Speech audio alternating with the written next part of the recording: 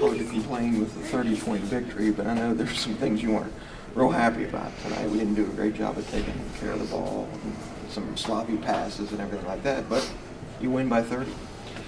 Well, you know, you don't like to compare scores, but and they've played a very tough schedule already, but no one else has beaten them by much more than 30 or 40. You know, Southern Indiana, IUP. So, you know, I think sometimes it's difficult when you play, well, and I just mentioned to you that I think their coach does a fantastic job. They control tempo. They don't allow their kids to play too fast. And your team is, I'm sure all those other teams too, and from what I can see on film, they're all trying to speed up tempo too, and they don't let you do that very well. So when that happens, you know, for you being us, to kind of chip away and chip away and chip away and not get upset at each other, but stay on each other's sides and so forth, and all of a sudden, you know, you're up 4 and then you're 5, and it's double digits at the half, and then you come out the first 5 minutes, the second half, everything's okay. And, you know, I kind of like that part of it. But I think what you're alluding to, and I agree with, you know, some of the fundamentals of the game of basketball went out the window a few times. Second half, though, you got to be pleased with your defense. Once you got the girls to switch on the screens and stuff like that. Yeah, that was a brilliant move, wasn't it? Well, it only took the entire first half for me to realize that we needed to do that.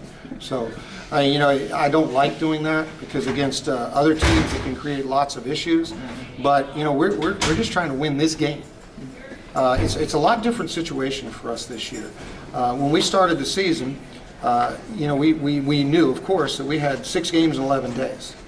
And so instead of coaching once the season has started for, you know, February, we're actually coaching on a daily basis to win the next game. And you coach a little bit differently. And that doesn't mean you're not trying to win the next game. But sometimes early in the season, you're hesitant to get away from what you like to do defensively because later in the year you want to be doing the other thing, you know. And so it took me till the second half to realize we just need to switch that thing, and it sort of just shut down. Yeah, it just shut down their offense. They couldn't really, if they couldn't create off of a ball screen, then they had a lot of difficulty. You got to be really happy with the play of G-Etter. Tonight, her best game of her career high 11 points, career high rebounds, career high assists. And that's what you want to see. You know, she's developed a lot like we talked about Amanda the other day. Really has taken her game to another level this year. And I know you're happy for her. Well, I'm happy for her. And as you know, I very rarely talk about individual players too much. But, you know, G is such a likable kid. You know, everybody on the team loves her, and she's got such a happy-go-lucky attitude. And the only thing I'd like to do is kind of bottle that up a little bit and get it a little more, I'd like for her to be meaner, if that's possible. And she did play well tonight, and I think it's good when you have a point guard situation like we do, where one is kind of feeding off of the other one a little bit. Both Tess and her, you know, they get along extremely well. I think everybody on our team, it's a very tight team. But G, you know, she is progressing, and let's put it that way, and I like the way she's progressing.